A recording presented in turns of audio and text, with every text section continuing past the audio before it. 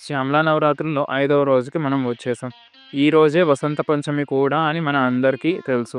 కానీ ఈ రోజున శ్యామలాదేవిని ఆరాధించడం వెనుక ఉన్న అసలు రహస్యం ఏంటి?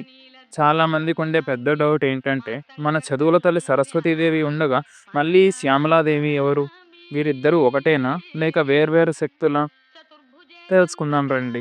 ఈరోజు మనం రాజశ్యామలాదేవిలోని జ్ఞానశ్యామల రూపంలో మనం అమ్మవారిని కొలుస్తాం. సరస్వతీదేవి అంటే మనకు అక్షరాలను నేర్పించే తల్లి.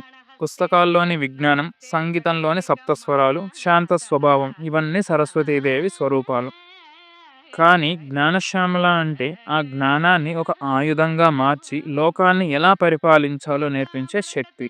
సరస్వతి దగ్గర కేవలం పుస్తకం ఉంటే, శ్యామలాదేవి చేతిలో పాసం, అంకుశం కూడా ఉంటాయి.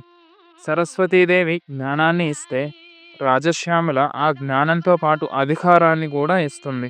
అంటే మీరు నేర్చుకున్న చదువు కేవలం సర్టిఫికేట్లకు పరిమితం కాకుండా, ఒక ఆఫీసర్‌గా లేదా ఒక గొప్ప నాయకుడిగా, గాయకుడిగా లేదా ఒక సీఈఓగా మనల్ని నిలబెట్టేది ఈ జ్ఞానశ్యామలాదేవి అనుగ్రహం మాత్రమే.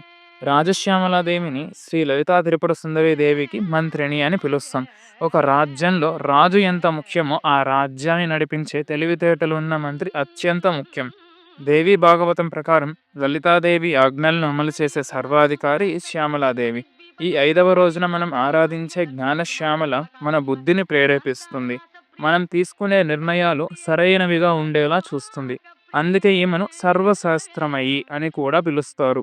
మీ ఇంట్లో పిల్లలు చదువులో బాగుండి స్టేజ్ మీద మాట్లాడాలన్నా లేదా ఎవరితో అయినా పోటీ పడాలన్నా భయపడుతుంటే వారికి కావాల్సింది ఈ జ్ఞానశ్యామలాదేవి ఆశీస్సులే. ఈరోజు ఈ జ్ఞానశ్యామలాదేవికి తేనెతో అభిషేకం చేయడం లేదంటే నైవేద్యంలో తేనె వాడడం అనేది చాలా ముఖ్యం.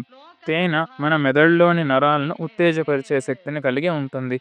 అలానే ఈరోజు అమ్మవారికి పెరుగు, నెయ్యి, తేనె కలిపిన ఒక పరమాన్నాన్ని నైవేద్యంగా పెట్టడం చాలా ఉత్తమం.